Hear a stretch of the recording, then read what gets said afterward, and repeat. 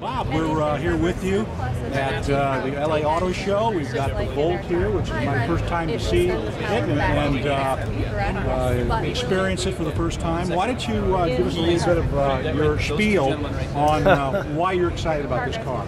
Well, I'm excited because, you know, when we talked about the Volt as a concept 2 years ago, the ability to drive petroleum-free for 40 miles, this is the embodiment. This is the physical embodiment of the production version. This is a car that 4 full-size adults can fit in. Meets all. It's fully crash-worthy. Powertrain's been tested. Great-looking body. It's meeting all the aerodynamic requirements. So here it is. You know, it works. And you're excited about it. Yeah, so this car is, how many of these, first of all, have you built up to this point, and how far are you? What are the steps between this point now and actual production? What do you have to do still? Well, now this one here is a styling model. We have 4 of these, but we have 20 Chevy Cruzes that have representative Volt powertrains running around on our proving grounds right now. Sometime next year, the styling body will be mated up with the production intent drivetrain. That's when you'll see actual Volts that look like this driving around. But it all works together. So yeah. Okay, so I understand that you got a battery provider selected at this point. Can you talk about that, or is that still something you're holding in reserve? I don't talk about the battery because I'm the designer. You're the design guy. So what were the issues you had to deal with in actually bringing the design of this car together? Yeah. You know, you're aware of the fact that some people were underwhelmed. They were sort of expecting that, you know, that really cool concept car that we originally saw. We've got this car, which is really striking. It's attractive, I think. Now, my having seen it in person, I feel much, you know, a greater attraction to it than I would just from the photos I saw. So what are sort of the issues that you're thinking about? What has the people reacted?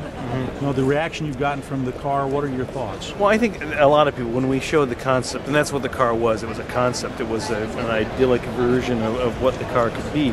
But as we got into the production reality, we started to realize that aerodynamics and occupant packaging were going to be of critical importance. So we spent a lot of time in the wind tunnel. We tried to keep some of the styling elements, specifically how the body set is treated, the shape of the side glass. The rear view is a dead ringer for the show car. But we made changes that were going to allow the car to deliver on the promise of 40 miles of EV range.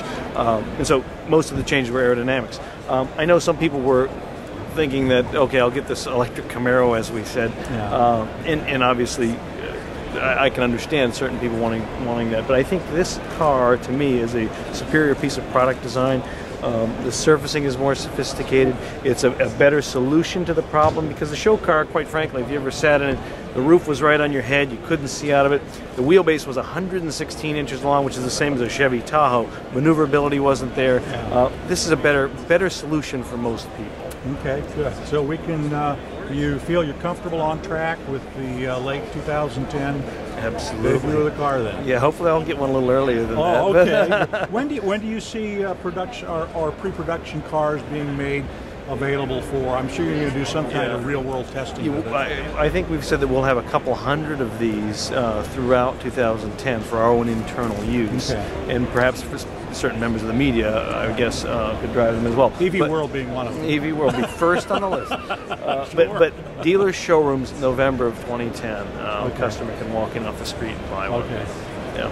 All right, very good. Any thoughts? I'm sure there's no thoughts yet or expressions on the price of the vehicle. We're still going to keep that a mystery.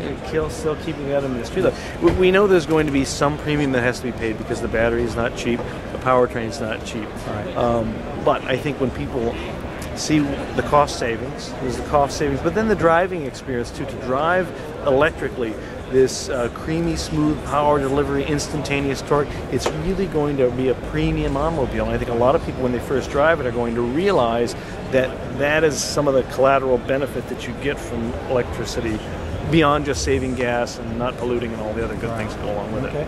And current financial situation, everything, I mean, obviously everybody's in turmoil, as Mr. Gone pointed out today. How is that impacting development of the car? It doesn't impact the development of the car. As a matter of fact, it has sort of steeled our resolve to finish the car, because when you see the debates going on in Washington, the idea of energy diversity, advanced battery technology, relevant products for Americans, this is exactly the kind of car that we're talking about. So when we talk about the cars that GM can build and will build, this is front and center for us. Yeah. Good. Thank you, Bob. Nice work. Nice.